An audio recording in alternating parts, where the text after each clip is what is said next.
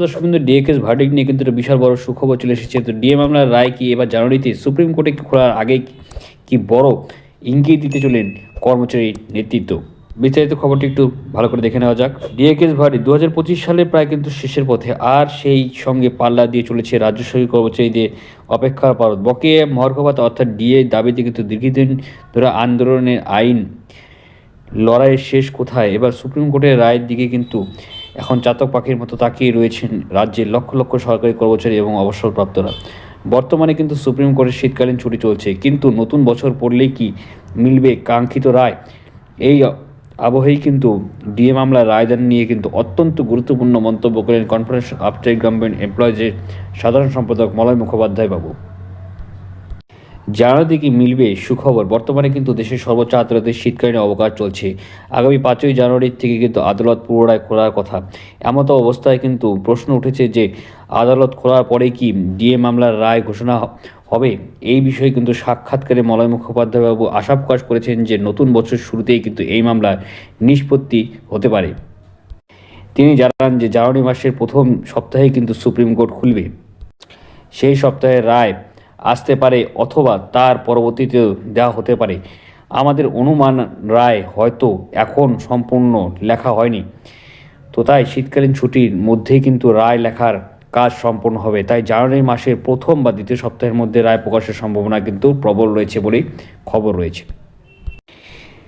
রায় ঠিক কী ঘোষণা হবে তা নিশ্চিত করে কিন্তু এখনও বলা কঠিন। মলয়বাবু পরিষ্কার জানান যে সুপ্রিম কোর্টে কিন্তু ঠিক কোন দিন রায় দেবে তা আগের থেকে জানা সম্ভব নয়, তবে নিয়ম অনুযায়ী রায় ঘোষণার মাত্র 1 থেকে 2 দিন আগে মামলাকারীরা বিষয়টি জানতে পারবেন। তিনি আরও বলেন যে কর্মচারী সমাজ দেখছে যে আমরা কিভাবে আইনি লড়াই লড়েছি।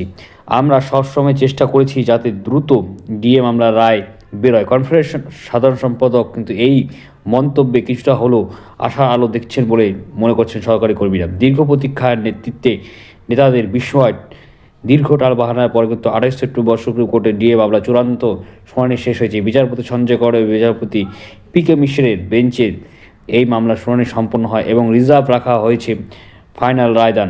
তারপর কিন্তু 3 মাস প্রায় অতিক্রান্ত হয়ে গেছে, কিন্তু এখন পর্যন্ত সেই রায় ঘোষণা হয়নি। এই বিলম্ব নিয়ে কিন্তু বিস্ময় প্রকাশ করেছেন কনফেডারেশন অফ স্টেট গভর্নমেন্ট এমপ্লয়িজের আরেক শীর্ষ নেতা শ্যামল মিত্র। তিনি বলেন যে শীর্ষ আদালতের তরফে কিন্তু যে দ্রুততার সঙ্গে শুনানির কথা বলা হয়েছিল এবং যেভাবে বিচারপতিরা একের পর এক প্রশ্ন তুলে রাজ্য সরকারকে মনোভাবকে কাঠগড়ায় দাঁড় করেছিলেন, তারপর কিন্তু এতদিন কেন রায়দান হলো না তা নিয়ে কিন্তু আমরা সত্যি বিস্মিত। তারা আরও যোগ করেন যে আসলে আমরা সবাই আদালতের নির্দেশের জন্যই অপেক্ষা করছি। মামলার বর্তমান পরিস্থিতি, পশ্চিমবঙ্গে কিন্তু সরকারি কর্মচারীদের কেন্দ্রীয় হারে ডিএ দাবি দীর্ঘদিনে। এবার কিন্তু কলকাতায় হাইকোর্টের হয়ে যা মামলায় রায়দান কিন্তু স্থগিত রাখা হয়েছে। গত সেপ্টেম্বরে শুনানি শেষ হওয়ার পরেও কিন্তু রায়দান এখনও কিন্তু স্থগিত রয়েছে সুপ্রিম কোর্টে। তো এই বিষয়ে কিন্তু বেঞ্চে মামলা চূড়ান্ত রায় দেবে। তো এখন দেখার বিষয় আগামী জানুয়ারিতে আদালত খোলার পরে কি কর্মচারী মহলে দীর্ঘদিনের অপেক্ষার অবসান ঘটায় কি না। রাজ্য সরকারি কর্মীদের থেকে শুরু করে পেনশনাররা সকলের নজর কিন্তু এখন নতুন বছরের ক্যালেন্ডার ও সুপ্রিম কোর্টে কজ লিস্টের দিকে রয়েছে। তো আশা করছি আজকে ভালো হচ্ছে, লাইক করে শেয়ার করে সাবস্ক্রাইব করে পাশে অবশ্যই প্রেস করে। জয় হিন্দ, বন্দে মাতরম। ধন্যবাদ ভিডিওটি দেখার জন্য।